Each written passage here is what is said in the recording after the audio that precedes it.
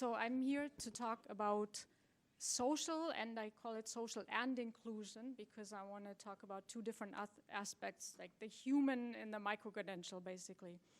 I come from dual university in Germany, and yeah, I see the problem now. I don't see my own slides, but it's okay.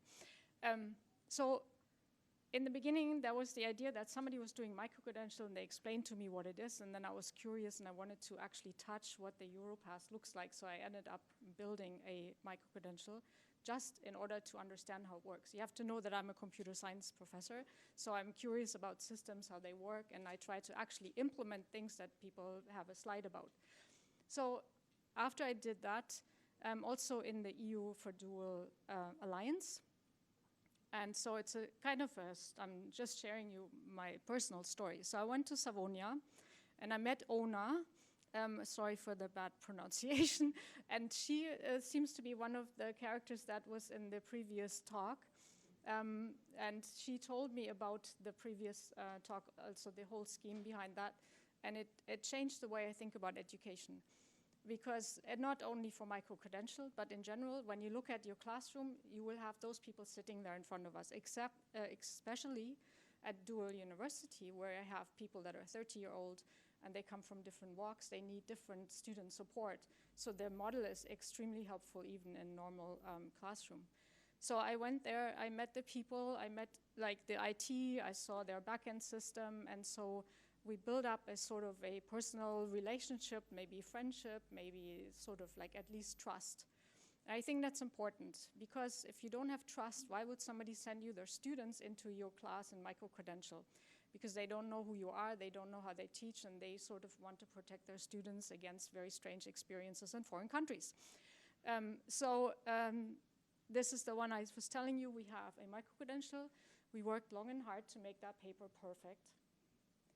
Then we worked even harder to make the Europass perfect. Back then, 2 years ago, it took me 130 hours to rethink the way I structure software engineering class into 9 credits, 3 times 3 stackable credentials, understanding how to use ESCO skills. At that time, you had to actually read all 34,000 ESCO skills by hand.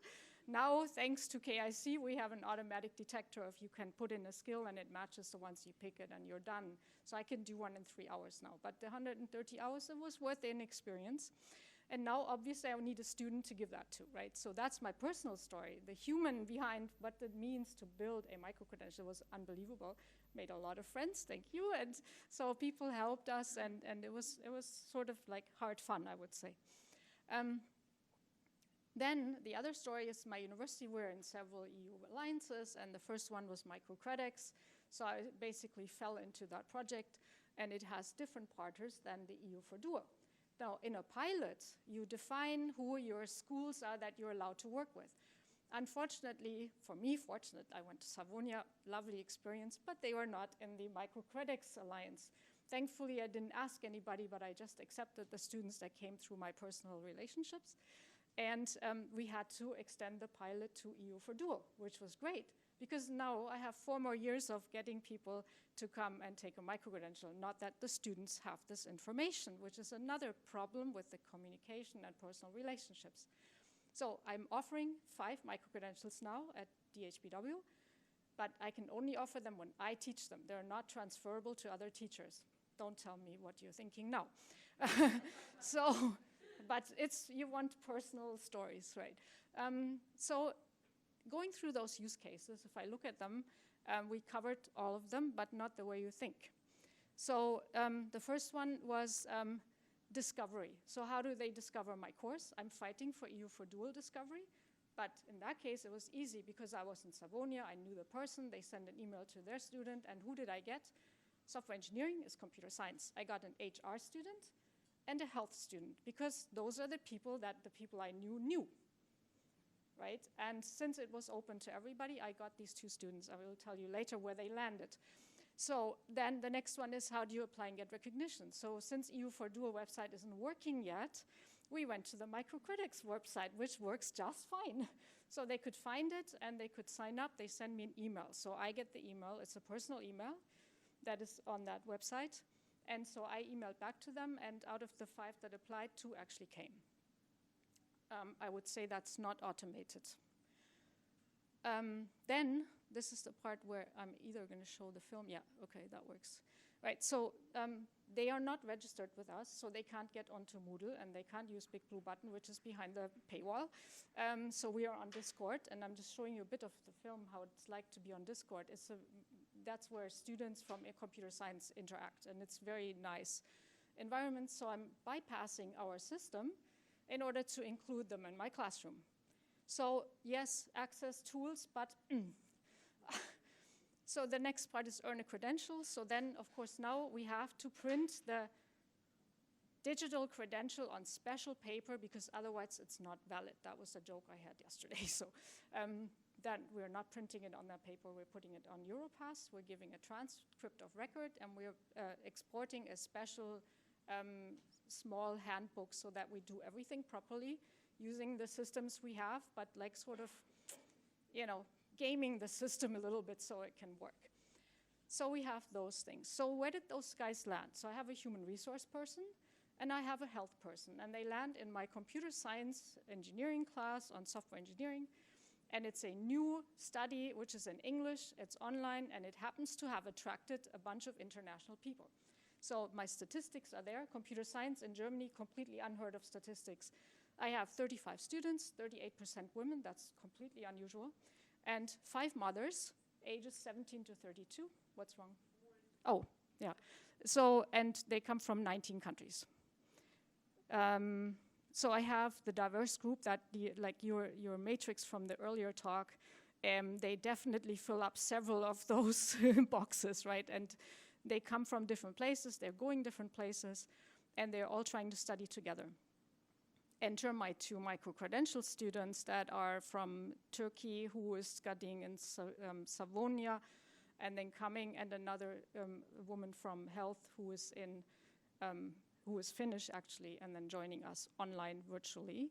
Her kid sitting on her knee, because we're online, and actually since we have 5 mothers, she entered the group with the other mothers, and they build a website on diabetes for pregnant women. Thank you. So in the entire time of my life, and I'm not that young anymore, of giving class in software engineering, nobody has ever built a website for diabetes for pregnant women. So for me, it's a total first. And there's like 5 women sitting there building that website and being computer scientists and trying to figure out how to build a forum against to support women with this. And I asked them, so, oh, I know this thing that you just built. It was the most difficult thing. And it's so hard. And this one was like, yeah, it's like giving birth, you know, it's horrible.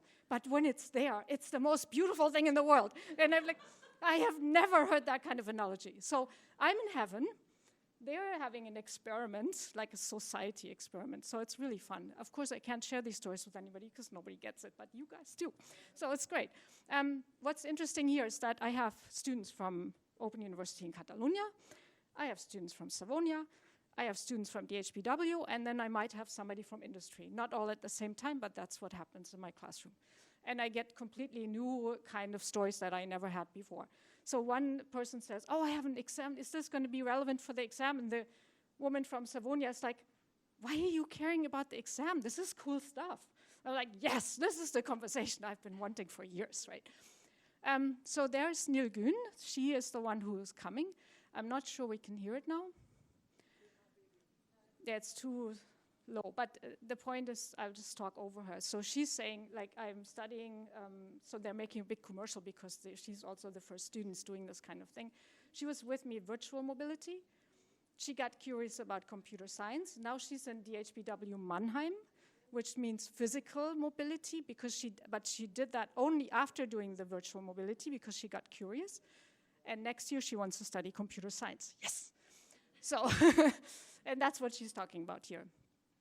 It has a LinkedIn post. You'll get those slides, and you can see her talk about it. And she's like explaining to me why a human resource person needs to know how to do software engineering and tell computer scientists what they want to build in terms of applications. So if these students graduate, they're going to build systems that are completely different from the systems we've been building for the last 20 years. This is what we mean when we say we want diversity. But are universities ready for diversity? Because when it comes to really doing that, you need the model that they were explaining. And to get that model, your university is not prepared. You cannot handle this sort of diversity because they have completely different needs. I'm convinced it's the most difficult thing in the world. So I try to whoop it all by myself, but that's not how we should be doing it. We should have a formal way of doing it. You should understand at least what of these quadrants your student fits into so you can service them, because you have to service them differently. Okay, so I think I have one more slide. What's my minute? Yeah, but I have a lot of stuff here. 2 minutes, good, okay. So what is so this is the one you want to take a picture of, because that's everything in one. Like, what is important? First of all, read the top sentence. You cannot turn one notch at a time. If you have to turn all the notches at the same time to get the miracle. And I did have I feel like I have a miracle, but I don't feel like I was making that. It was a coincidence. I thought I was going to create an online program for 17-year-old young white male Germans. And that's what I was prepared for. I know how to do that. This one, what I have here now, I have no idea what I'm doing. I'm flying by the seat of my pants, and I'm loving it. So English makes it possible to open up. Online makes it possible to open to completely new students. None of the people in my classroom would be studying if it wasn't for that degree. Interdisciplinary. We have, I have acquired an HR person into programming. I have a health expert who's sitting with a group of women in IT and explaining what's important and bringing in the health expertise to that application. I mean, the one woman who's doing that, she has diabetes and is pregnant. And next to her is sitting a health expert who has a medical background to support it. And then we have computer science who are going to build this. Like, I mean, I have never seen that before.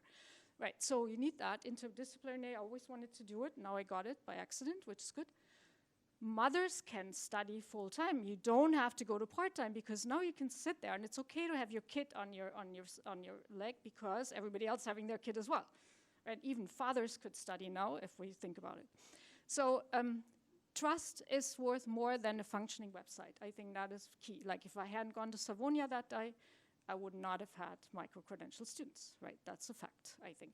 So we need to be aware of that. Trust is more important than a functioning website. Even if you can find the course, they might not apply for you. So I think that's an important point. People are faster than universities. The stuff I'm doing here, my university is completely unprepared for on all levels: technology, policy, and managing or supporting students. Crossing alliances allows pilots to broaden up, so I did that by accident, but do it on purpose. So it allows you to hang on with your pilot. And micro-credentials are a door opener for intercultural experiences. So it's easy to have virtual and then go to physical. You can like start it slowly. And yeah, right, I already said that. Yeah, like that question is dead in my classroom, thankfully. Interoperability is most of all human. Yeah, so the interoperability of the database is one thing, and it's not working, and I wish it would be automated, but it's the interoperability between all of us that makes this thing crank, right? So if I want students that take micro-credentials with me and EU for dual, I somehow need to connect with the other humans that are going to send me those people, otherwise it's not going to happen, right? So I'm stuck with the ones from Savonia. I love it, but I want more, right? And this is the problem with micro-credentials, is the publicity and the interoperability between us as humans and coming to a conference like this. Did I manage the 2 minutes? Okay.